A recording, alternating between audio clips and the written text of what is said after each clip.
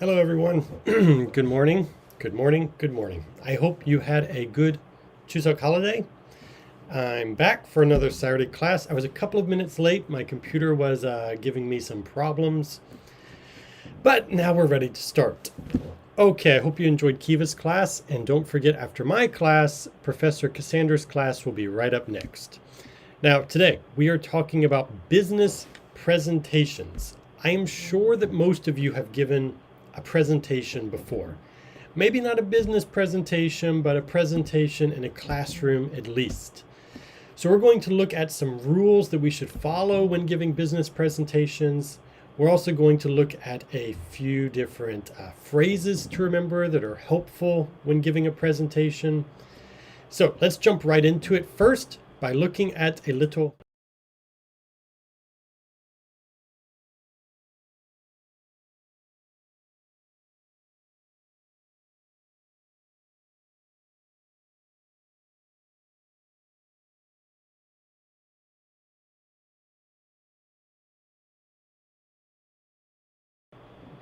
Sorry, can you hear me now? Can you hear me? My voice was off. Okay, let's go back to this. Just having many technical difficulties today. Okay, I think my audio is working now. Can you hear me? Yes. Can you hear me?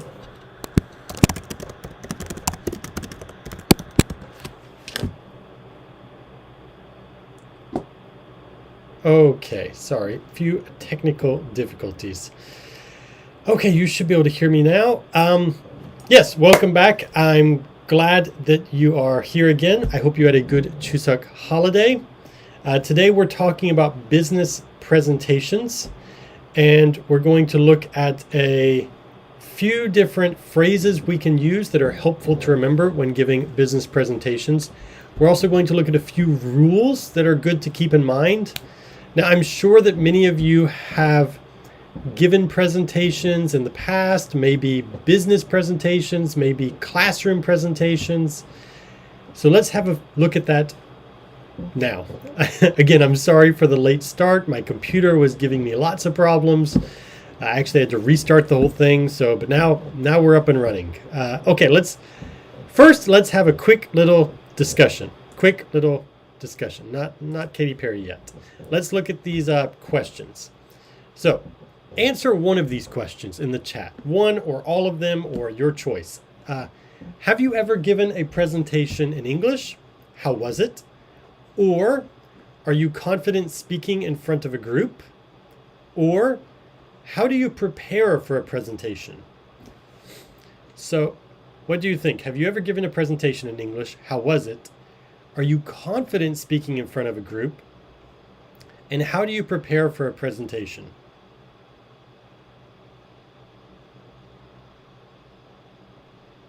I will give my experience first. When I first started teaching, of course, getting in front of a group of students, no matter the age, even if they're elementary school students, getting in front of a group of students and needing to present or teach for an hour or more is terrifying, because you have to think about so many things. You're trying to control the classroom, keep them entertained, teach the right things. You feel kind of embarrassed sometimes if it's not going well. It's difficult. And the first time I stood up in front of a big crowd, like more than 1,000 people, of course it's really scary, really terrifying. But you really start to get used to it. And even though I still feel nervous before I get in front of a really big crowd, I feel nervous, but I just go ahead and do it. And then the nervousness goes away. So what about you? What are your thoughts? Are you confident speaking in front of a group? Let's hear some thoughts in the chat room. Chung Daun says, making a presentation in English or Korean, it really makes me nervous. Yeah, I'm sure doing it in your second language is even more difficult, but any kind of presentation in front of a group of people can make you nervous, especially if you haven't had a lot of practice standing in front of groups of people. It can make you nervous. Anyone else? I'll wait. You can keep replying in the chat room. I just want to go on to the next, to this quote by Katy Perry. But you can keep chatting in the chat room. I will reply to those. So Katy Perry says of presentations, she says, if you are presenting yourself with confidence, you can pull off pretty much anything. To pull off means to do. This is a phrasal verb that means to do or accomplish. So I'll write that in the chat. Pull off means to accomplish. So she says that if you're presenting yourself with confidence, you can pull off pretty much anything. Do you agree with that? I think that people who are confident are attractive in a way, that they are able to grab our attention and respect because of how confident they are. Even if they are doing something very, very silly, their confidence makes them interesting and attractive. A good example of this would be Jack Black. If you know who the actor Jack Black is, he is a very silly man, but he has amazing confidence. So it doesn't matter that he's silly or ridiculous.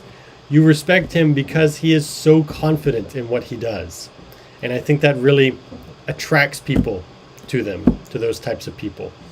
Okay, let's look in the chat room really quickly. Jenny says, I gave a presentation once in front of native English speakers.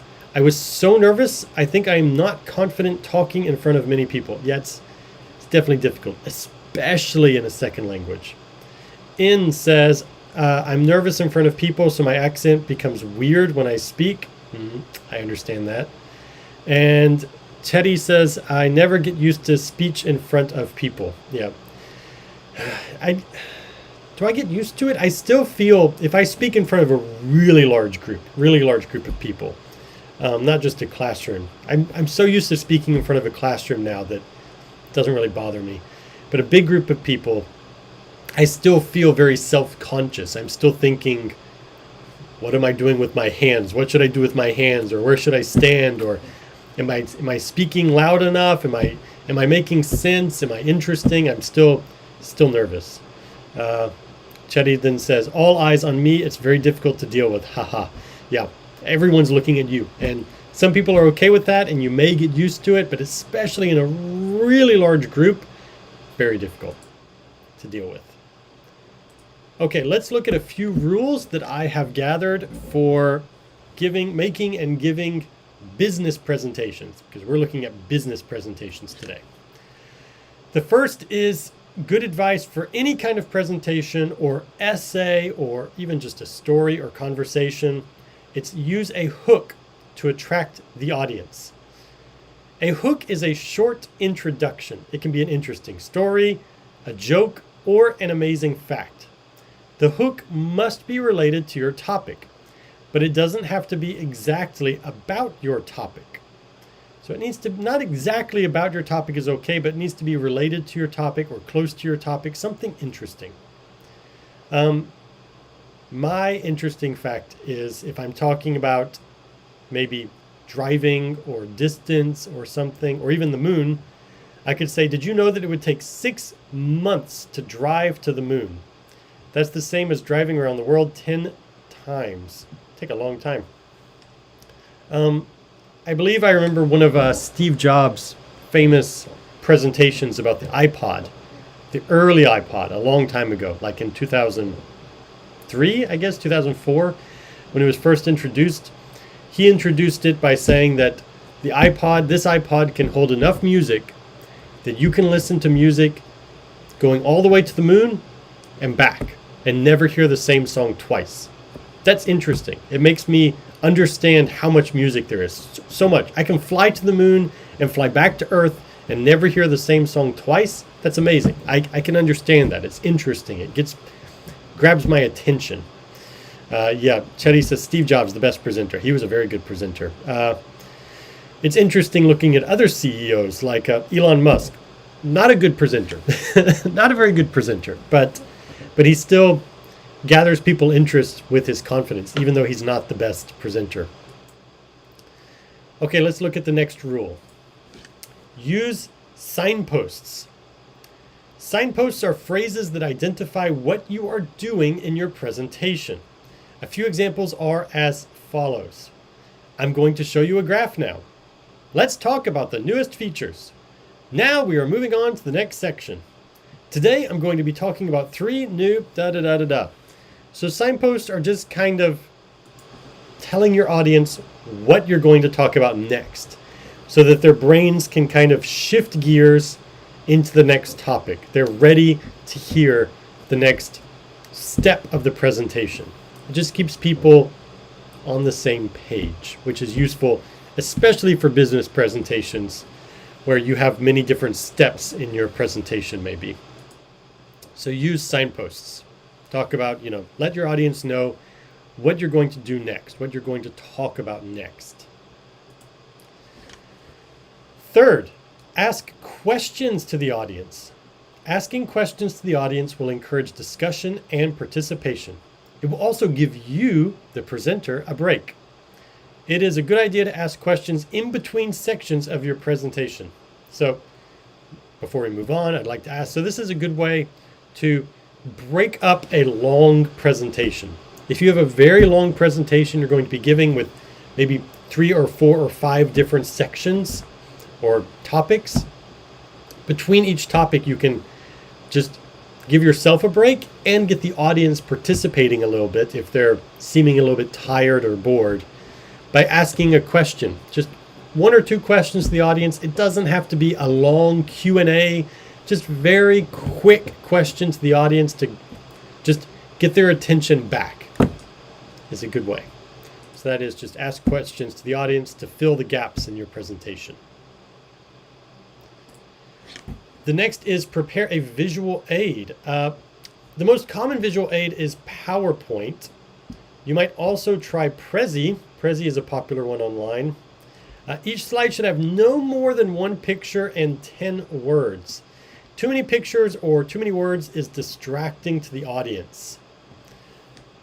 So again, going back to Steve Jobs, he was very good at this, presenting for the iPod. Pictures and not too many words. Actually, if you look and compare like Apple products, like iPods, MacBooks, iPhones, whatever, the actual boxes when you buy the new product compared to other companies' products, you will see that Apple products are just almost no words. They don't write a lot. They just visual aids. They just show you pictures of things. They keep it very simplistic, not overloading you with information. Some companies, their packaging just has hundreds of words on the front. It's just crazy, almost paragraphs of information on the boxes. It's just overload of information that just overwhelms the reader or the audience. So try to be more like Apple, and I'm not trying to just be an Apple fanboy, but they're just a good example.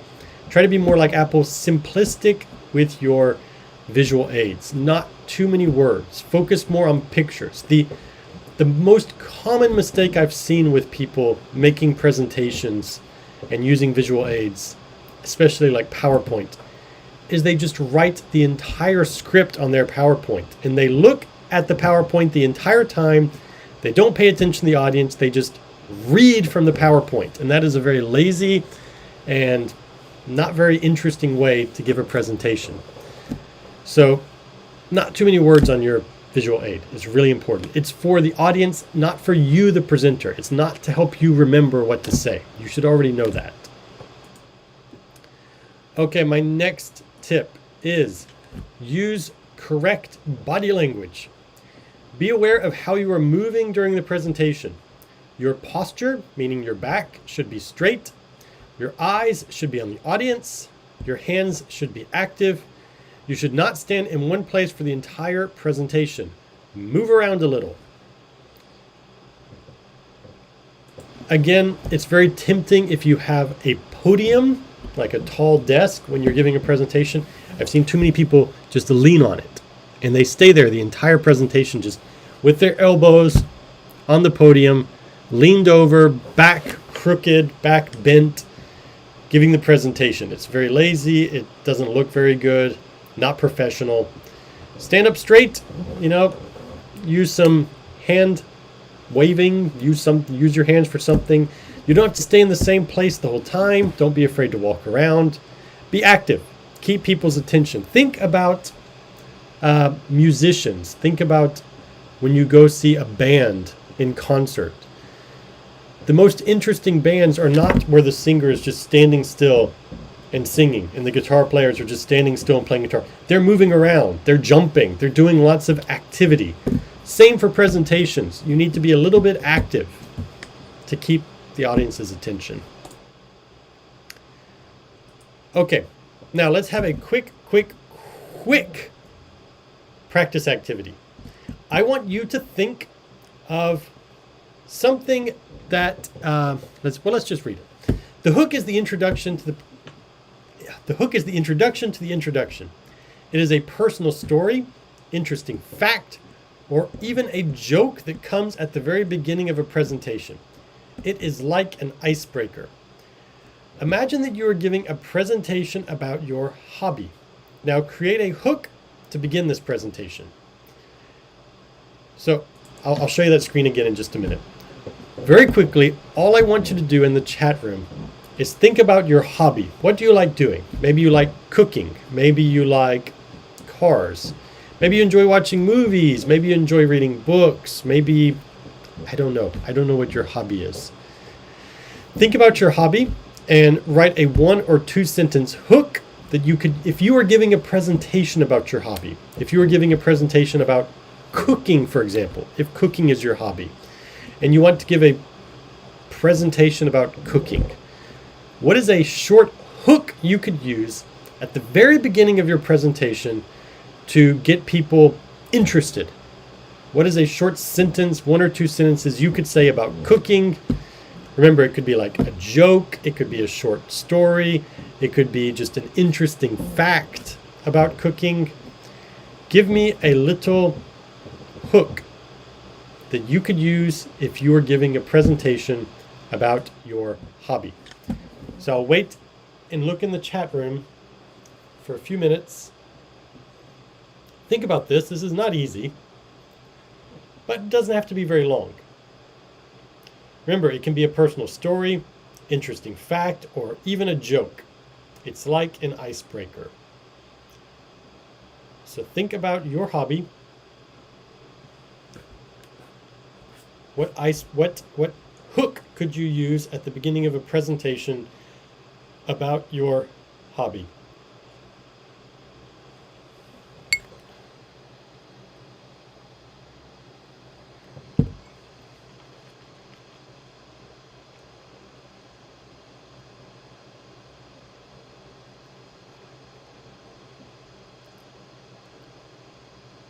Oh, In has a good one right away, so fast. Life is a game. So I always practice my life in video games. Very good.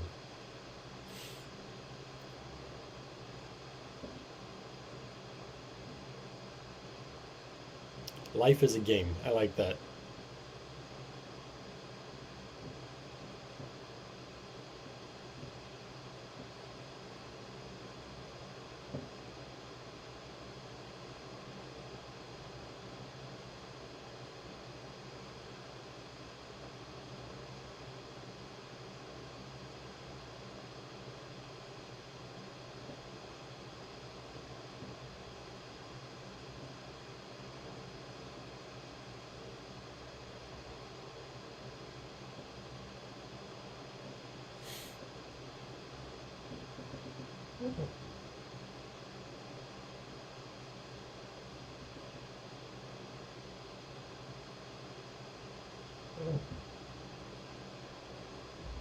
Anybody else? Anybody else have a hook to introduce their hobby?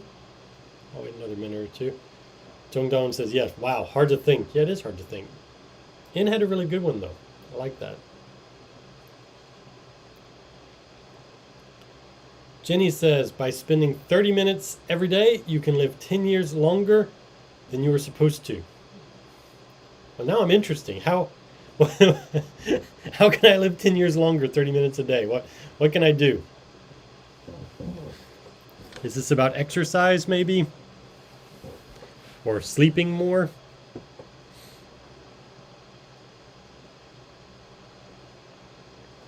Now I'm interesting. How can I extend my life by 10 years, just 30 minutes a day? Chetty says, the more artistic, the more pleasing. I love to pack stuff I sell. Oh, okay. It's about packing stuff. Interesting. I thought it was about art. So the more artistic, the more pleasing. Okay. Interesting. I wonder, now I'm curious what kind of stuff you sell.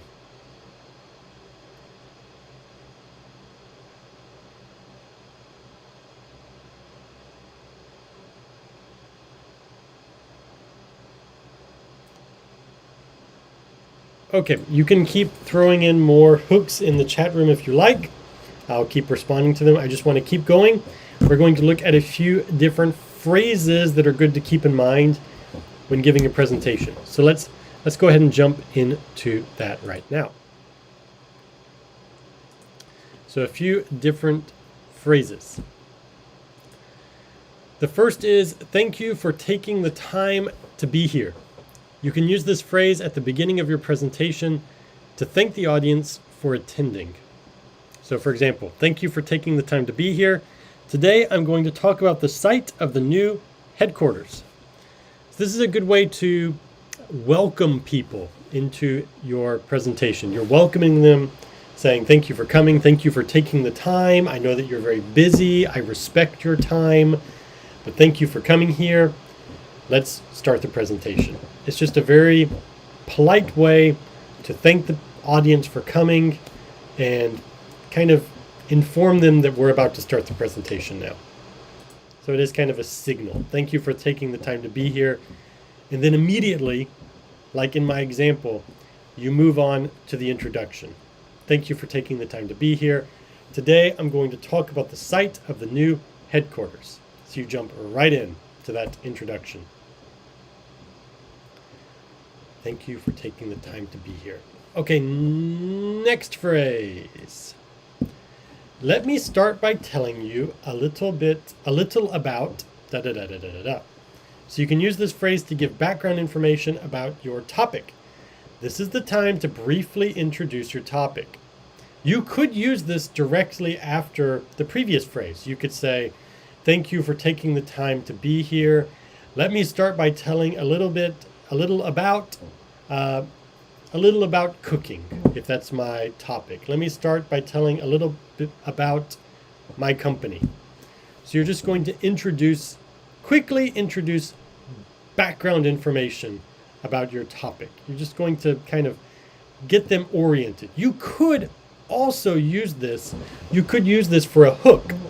You could say, let me tell you a little about video games. I've played video games since I was little. Make it a personal story.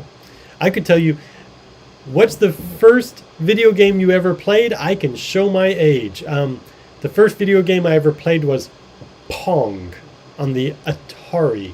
Pong is that little like, tuk, the ball bounces back and forth, tuk, tuk, tuk, tuk, and you bounce it back and forth. That was the first game I played, Pong on the Atari. And then the next game I played was on the original Nintendo. I played the first Super Mario.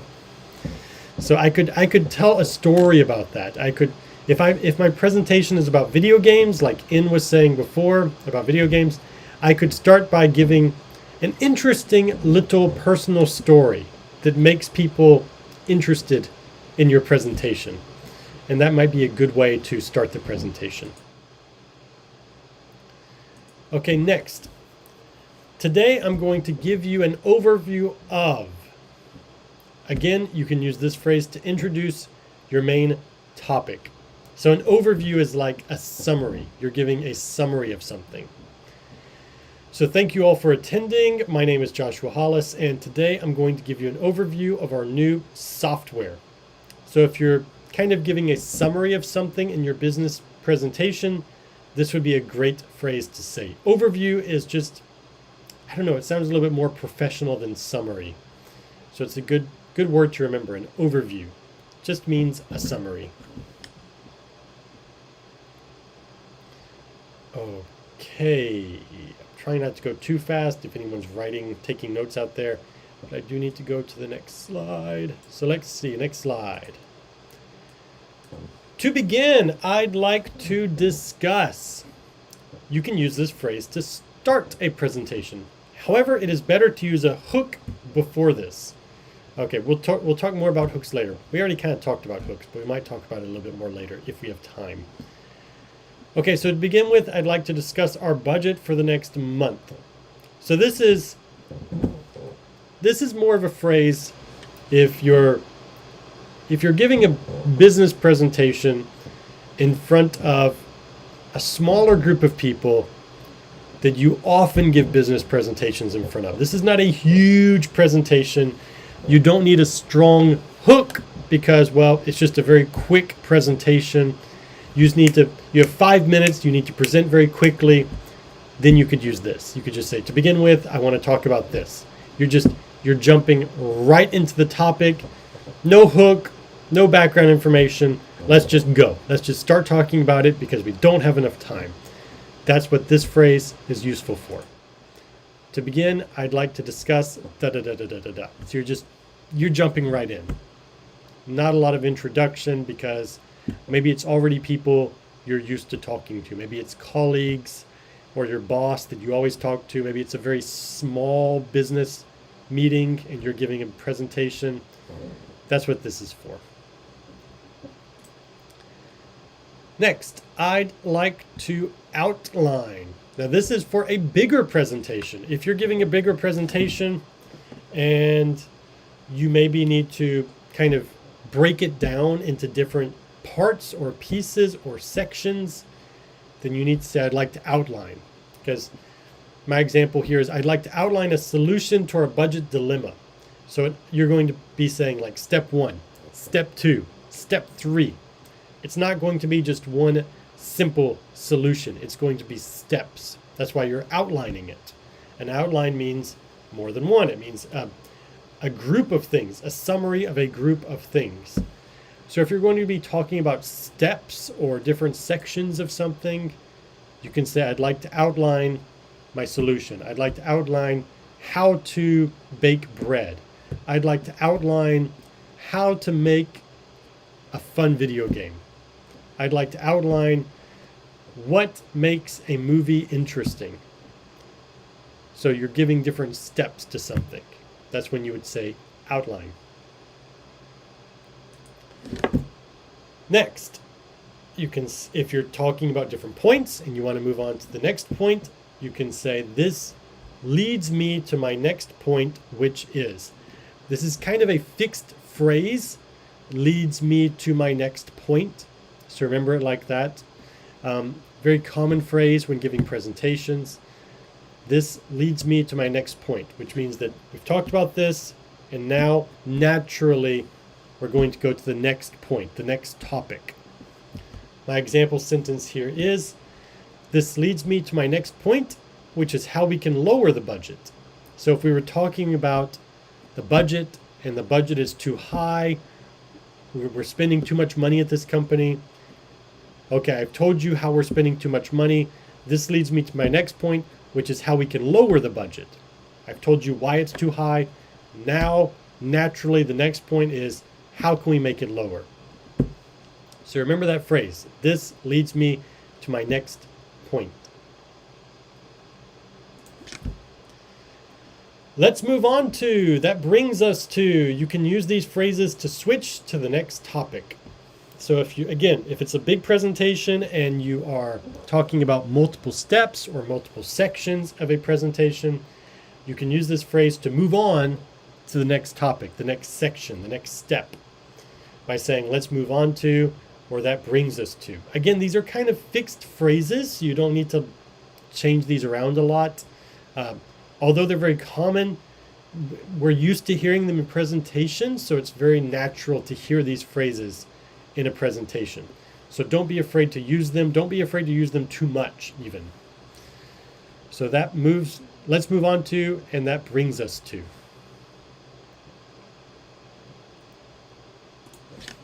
Next, now let's take a look at, again, this is another phrase that you can use when switching topics. Just like the previous one, just like this. Let's move on to, that brings us to, now let's take a look at. These are all basically the same, where you're going to move on to the next topic. And again, these are fixed phrases, so don't try to be creative and change them around a lot. They are good as they are. So my example sentence is, now let's look at December's budget. Let's look at December's budget.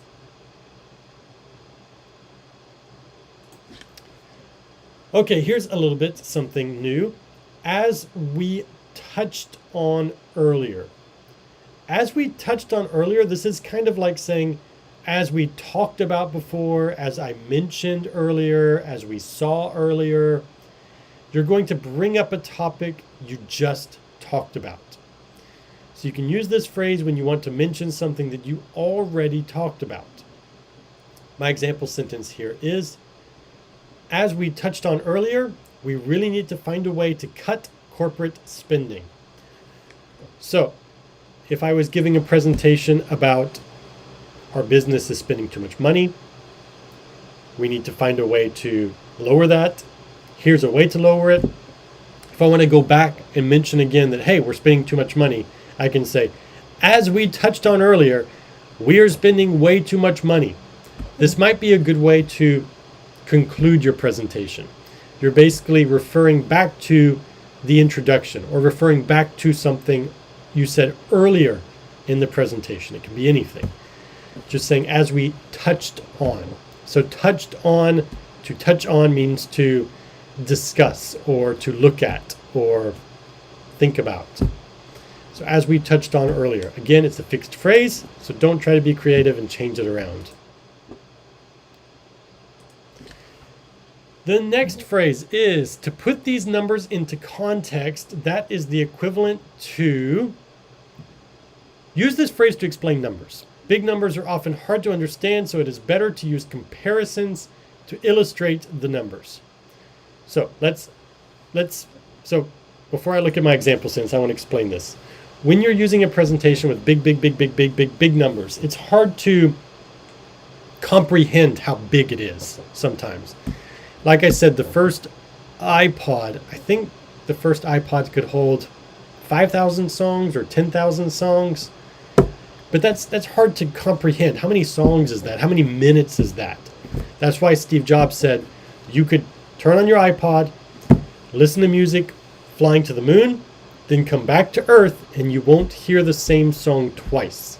That's a good example of like giving us an idea of how big something is. Instead of saying just 5,000 songs, we understand that, wow, I can fly to the moon, I can fly back, and never hear the same song twice. Okay, that gives me a little bit more idea.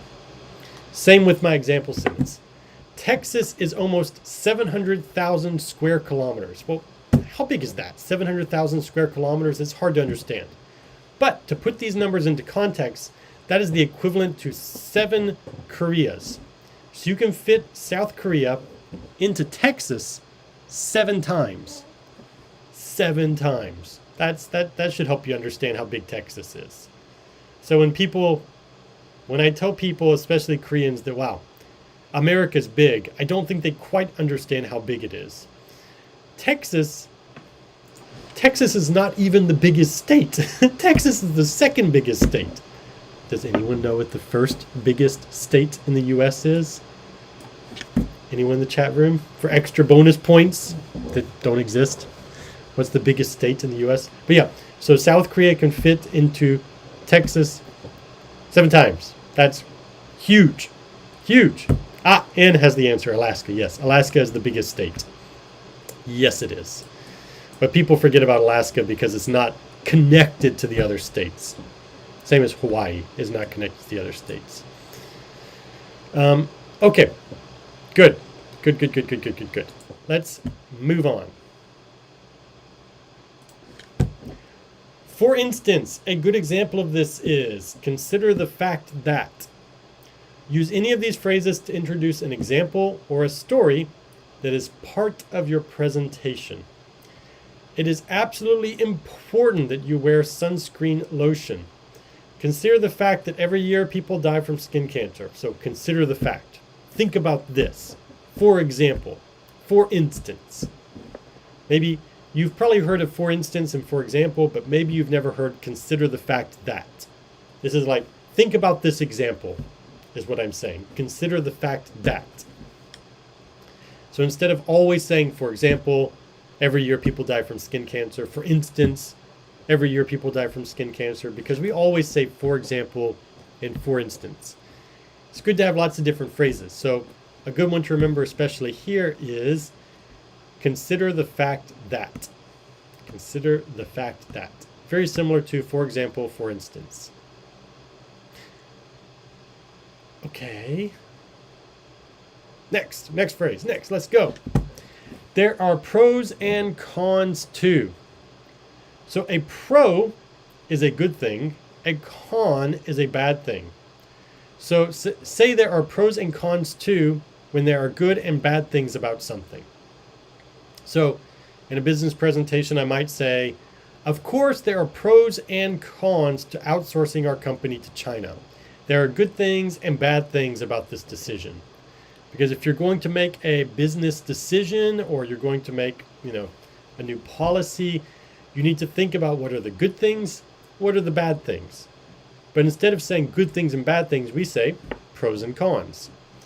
So if you want to talk about the advantages or the disadvantages of something, you can use this instead. Just say there are pros and cons to something. Pros and cons. And again, we use this a lot. It's a very common phrase, pros and cons. As you can see. Use this phrase while also pointing to your PowerPoint. I have a typo there. Use this phrase while also pointing to your PowerPoint or similar visual aid. As you can see in this photo, the new offices will be brighter and more spacious.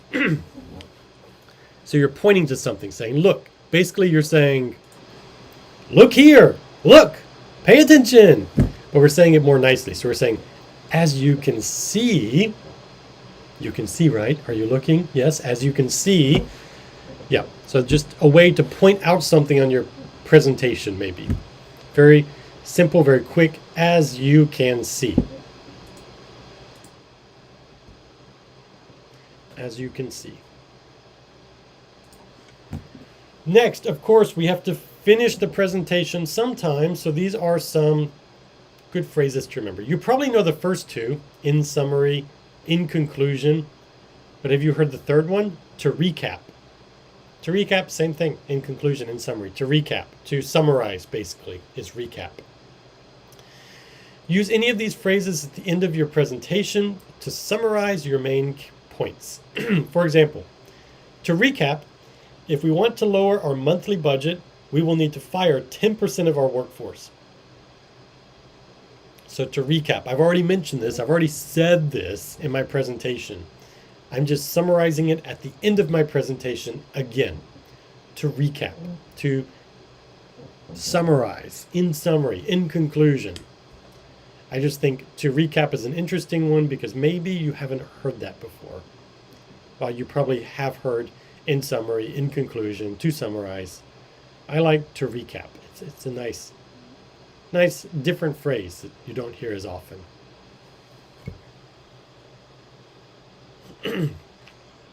My voice is not used to talking so much. If anyone has questions, feel free to ask them now. You can use this phrase at the very end of your presentation if you want to give the audience the chance to ask questions. So, if you're going to have a Q&A session, you can say, if anyone has questions, feel free to ask them now. It's just nicer than saying, okay, questions, anyone have questions? That's too informal. If anyone has questions, feel free to ask them now. Feel free is just saying, be relaxed, don't be afraid. You can ask me anything right now. Feel free to ask me. It's a good way to introduce your Q&A session. If anyone has questions, feel free to ask them now. Okay, let's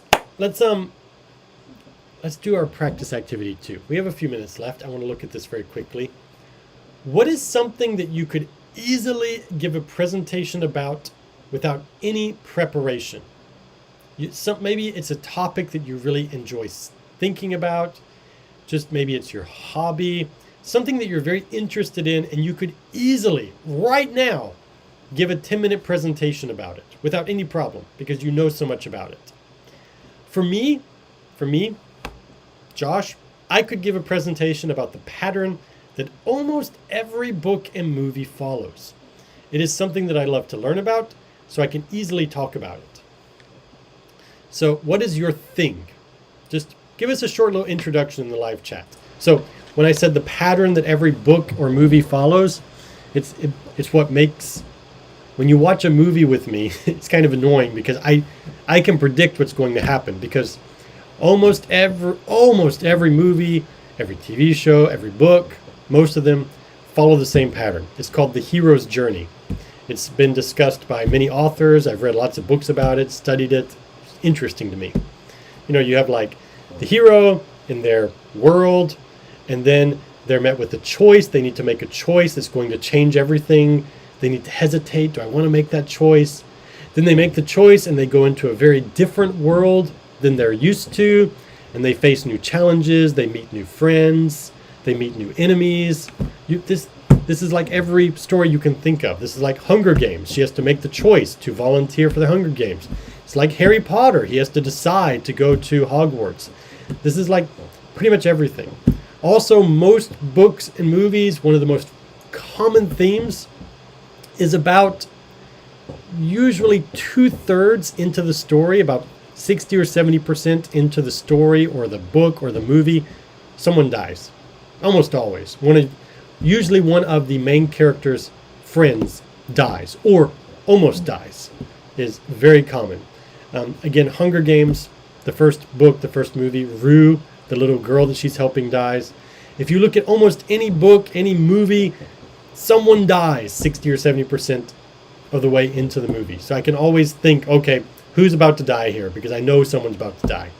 So you can see, I can keep talking about this. It's very interesting to me. It's easy for me to talk about all of these different, like 15 steps or so that every movie or book, almost every movie or book takes.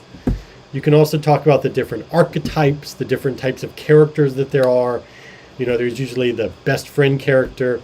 There's usually the old and wise leader character. Just things like this.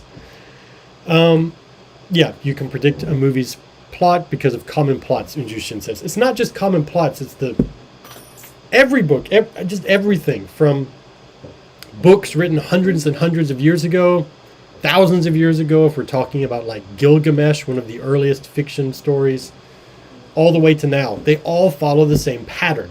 Not plot, but pattern. This happens, and then this happens, and then this happens. Almost everything. And I like talking about it. So, what is something that you can talk about easily? In has said beginning of software development. So you can easily talk about software development. Interesting. I know almost nothing about software development, so that would be interesting to hear about. Chain Tyan says, I'm into K-pop, so I can lively talk about this topic, which includes the future of K-pop industry, fandom, so-and-so.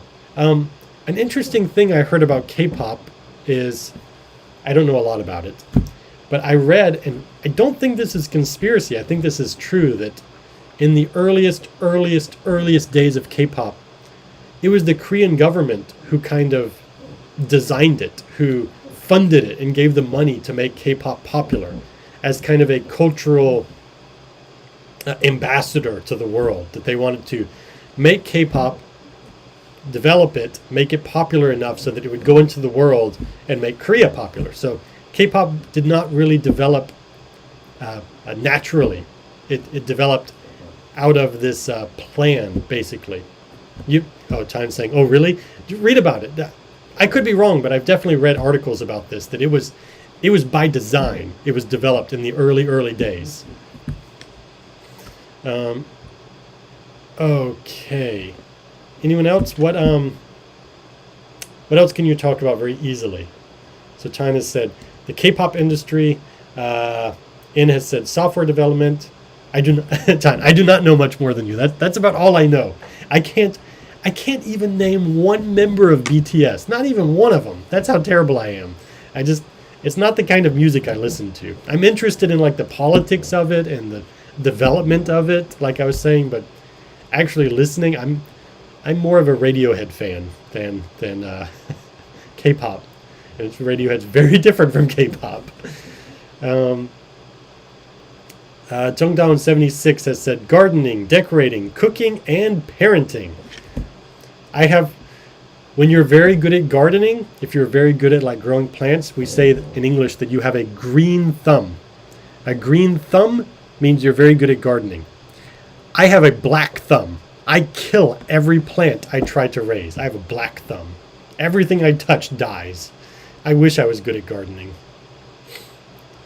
Okay, cool. So these are topics that you could very easily talk about. That's fun.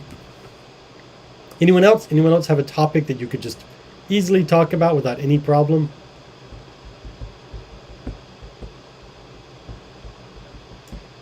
Anybody else?